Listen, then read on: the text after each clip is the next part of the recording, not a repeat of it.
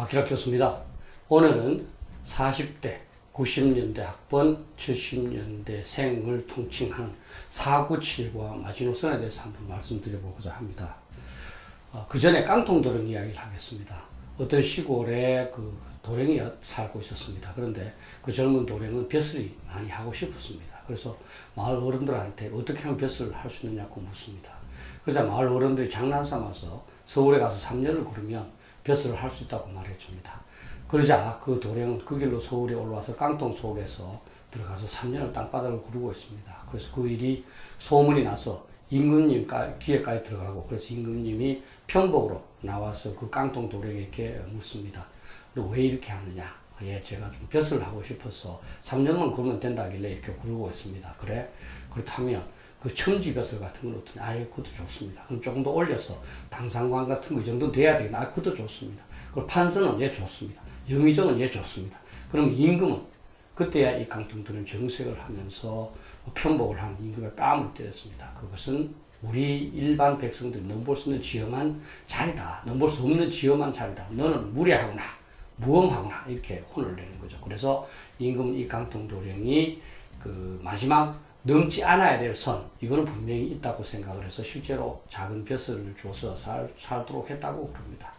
그래서 저는 개인적으로도 그렇고 또 국가사회에 대해서도 어떤 마지노선, 이것이 있어야 된다고 생각하고 그것을 오늘 말씀드리고자 합니다. 저는 여러분들께서 진보 좌파의 이제 어떤 경도된다 그럴까요? 그것을 좋아하는 이유를 충분히 저는 이해한다고 봅니다. 사실은 우파 또 보수 이건 고루하고 또 피곤합니다. 또 지키는 것보다는 앞으로 나간다는 진보가 훨씬 그 매력적인 것은 또 분명합니다.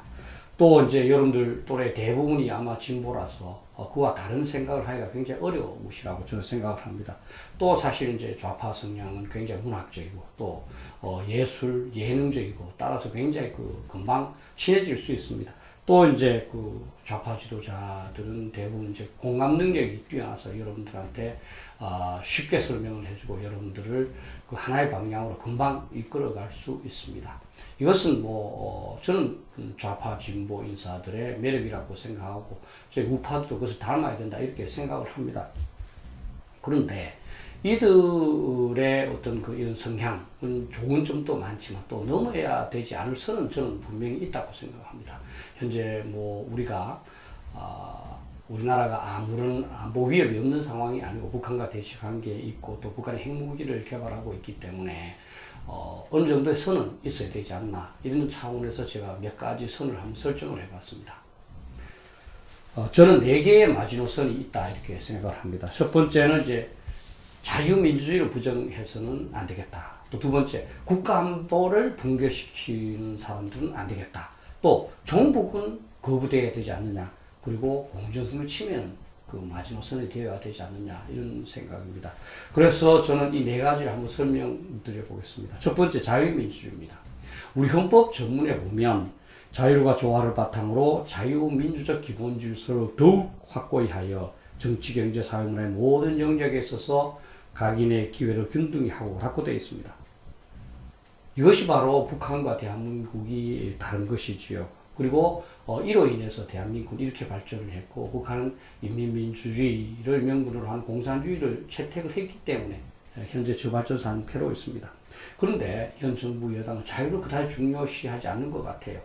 얼마 전에 일부 거론되었습니다만 헌법 개정 초안에서 자유를 빼자, 이런 논의도 있었다고 그럽니다. 또 이제 사실은 요즘 언론을 보면 현 정부가 언론의 자유를 중시한다고 보기는 어렵습니다. 사실 언론에 있어서 중요한 것은 그 형평성, 균형성인데요.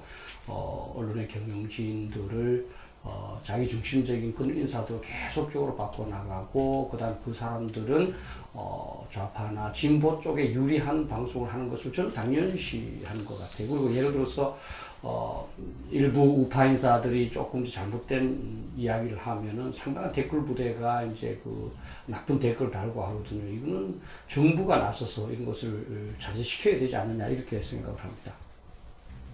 또 이제 북한에 대한 태도, 통일에 대해서도 그런 것 같습니다. 현재 한국의 헌법 제4조에 보면 대한민국은 자유민주적 기본질서에 입각한 평화적 통일 정책을 수립 및 추진한다 이렇게 되어 있습니다. 그런데 현 정부는 이 자유민주적 지서보다는 이제 이 어떤 통일을 더 중요시한 것 같아요. 그래서 헌법을 뭐 개정을 하거나 또는 북한과의 협상을 통해서 자유민주적 절차가 아닌 북한의 공산주의도 수용하는 연방제 또는 뭐 어떻게 보면 북한 주도의 통일을 그 용인하려고 하는 거 아닌가 이런 의심이 나도록 하는 게 사실입니다. 그래서 저는 그 497 여러분들에게 현 정부나 좌파 인사들이 좋은 정책, 좋게 시행하는 정책은 충분히 지지하고 지원하시되 이들이 자유민주주의를 심각하게 훼손하고 있다고 판단될 경우에는 비판을 하시고 또 그것을 시정하도록 압박을 하시고 혹시 시정되지 않으면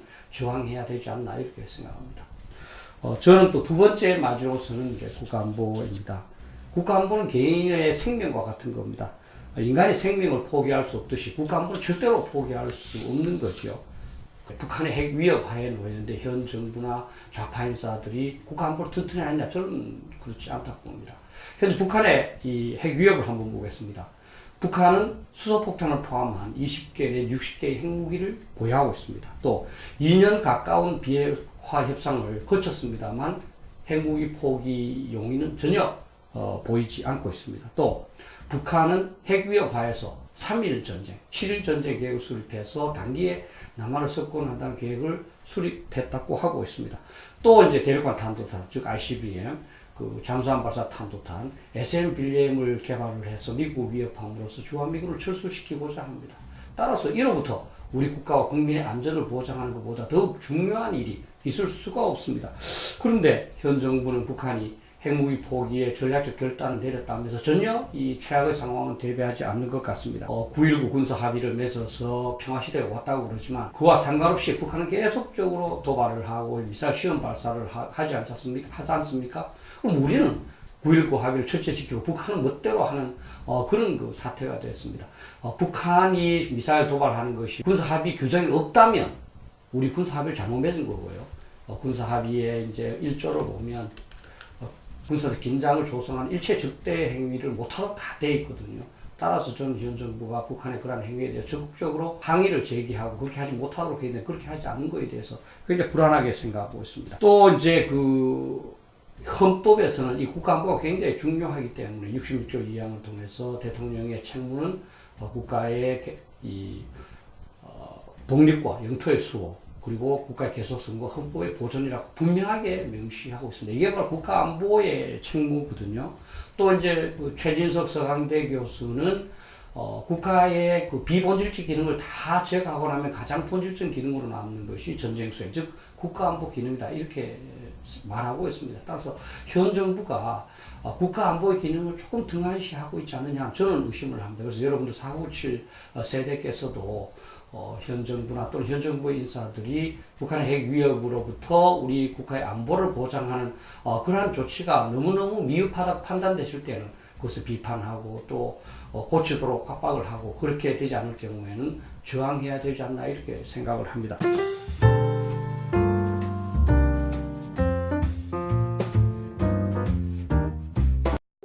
오늘 제 자랑을 좀 하겠습니다. 저는 대령으로 전역해서 10여 년 전에 국민대학교 이제 교수로 왔습니다. 굉장히 운이 좋았죠. 그런데 2019년 창설 그 개교 기념일 날 제가 그 연구 부문 그 공로상을 받았어요. 이제 전체 교수 중에서 연구 부문으로 두 분이 받았는데요. 저는 뭐 군인으로서 이런 연구 부문 상을 받는데 굉장히 기쁘지 않습니까? 군인들은 통상 이제 모식하고 이렇게 폼으로 일을 한다고 알고 있는데. 그런데 그 표창장을 보니까 그냥 국민대 기하공이 크고 타행 모험이 되었으므로 이렇게 돼 있더라고요. 사실은 내가 연구에 어느 정도 이렇게 잘했는지 그게 드러나 있지 않아요. 근데 사실은 그와 관련해서 제가 조금 이제 그 공치사를 들은 게 있습니다. 제가 연대장을 할 때 이제 표창장을 쓰면 제가 구체적으로 그 어떤 병사든 또는 간부든 구체적으로 한 사실을 적으라고 그렇게 이야기를 했습니다. 그런데 얼마 전에 한 몇 달 정도 됩니다. 그때 초급 장교 지냈던 부하를 우연히 이제 만나서 식사를 하게 됐어요. 근데 저한테 굉장히 감사하다고 하는 겁니다. 왜냐하면 자기가 저한테서 연대장한테서 받은 표창장을 내니까 상당히 높게 평가하더라는 겁니다. 대부분 다 면접에서 통과했답니다. 왜냐하면 제가 소상하게 그 사람이 뭐를 잘했고 뭐 하는 걸 적으라 그랬거든요. 사실 그것 때문에 제가 인사과장을 굉장히 혼내기도 했습니다. 이제 대강 적어온다고. 저는 이제 이 표창장을 줄 때 좀 더 이제 상세하게 그 사람이 어떤 일을 했고 그래서 이렇게 표창한다 이런 것을 조금 적었으면 좋겠다는 그런 생각이고 저는 뭐 계속 그렇게 합니다만 여러분들께서도 앞으로 그런 기회가 있으면 좀 그랬으면 좋겠습니다.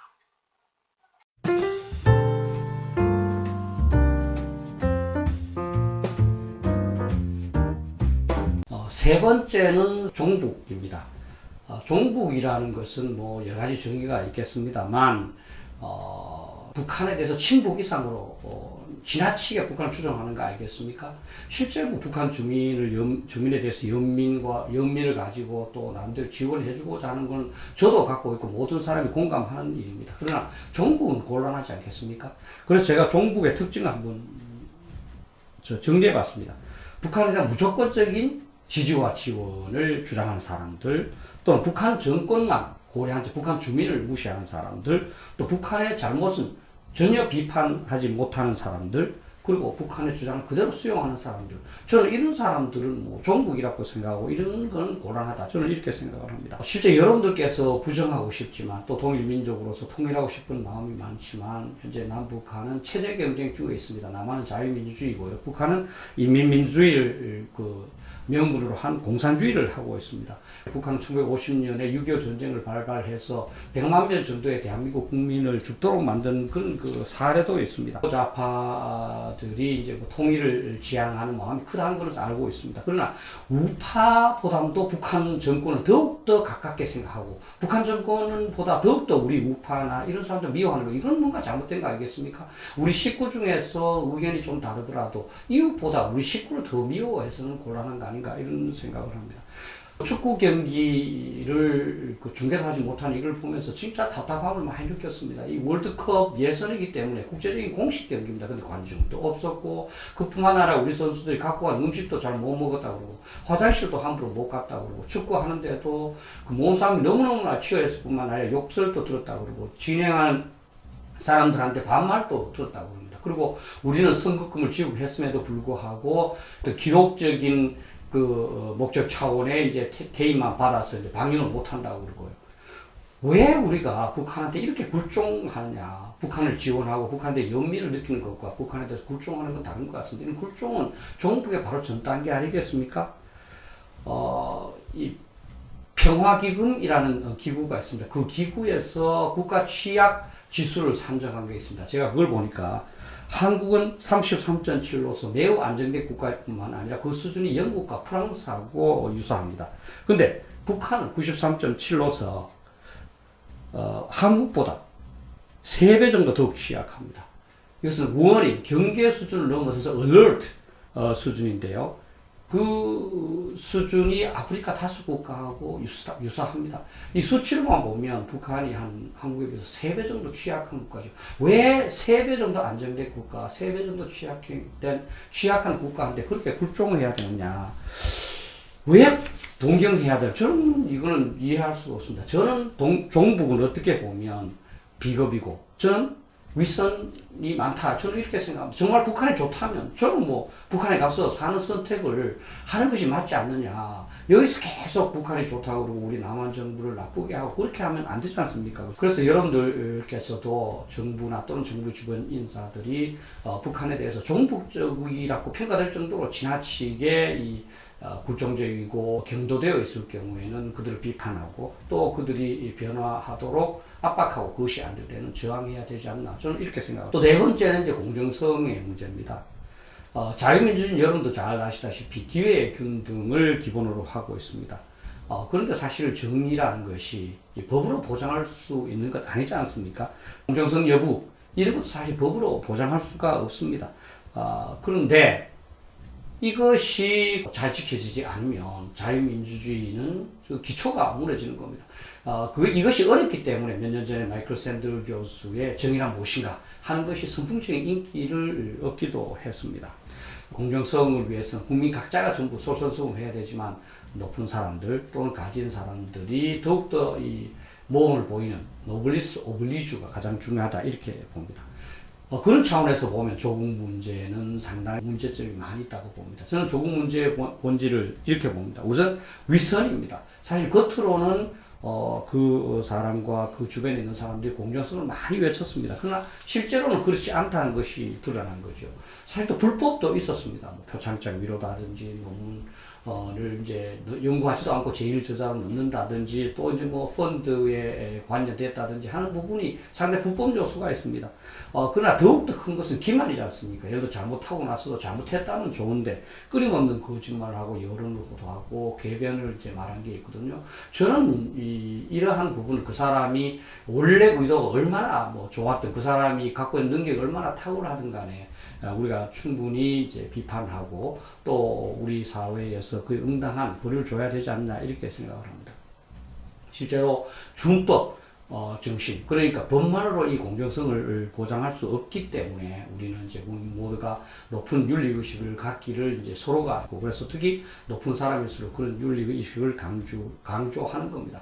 그렇다면 497 여러분들께서도 과연 현 정부가 공정한가? 또는 현 정부 인사들이 과연 공정한가? 여기에 대해서 한번 질문을 해보실 필요가 있습니다.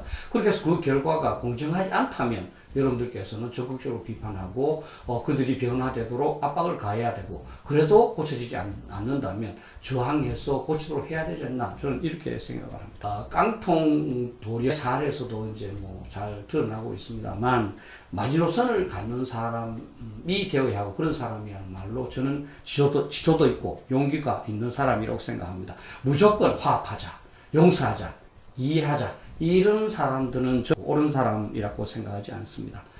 60대, 또 뭐 그 밑에 50대와 그 위에 70대들은 이러한 점을 학교 교육을 통해서 많이 배웠습니다. 물론 뭐 우리들 중에서도 미흡한 점은 있지만 정부나 정부 인사들에게 이러한 점을 굉장히 강조하고 있습니다. 이제 40대 여러분들께서도 90년대 학번 여러분들께서도 70년대생 여러분들께서도 확실한 마지노선을 갖고 이것을 정부한테 요구하고 또 정부가 그렇게 하지 않을 때는 그렇게 하도록 압박하고 저항할 수 있어야 된다고 보고, 그렇게 할 때 우리 정부도 바로 설 것이고 또 우리나라도 바로 선다고 봅니다. 감사합니다.